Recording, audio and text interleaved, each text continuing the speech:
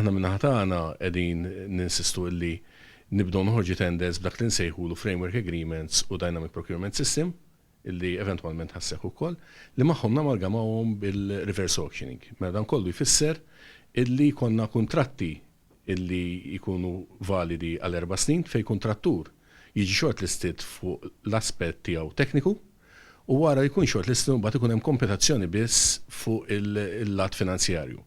Aħna qed ninveżiġġjaw ukoll illi ndaħlu sistema ta' stock control biex nkun nistgħu ikonna kontroll assolut tal-viżibilità stock mal-entitajiet kollha li llum m'għandniex.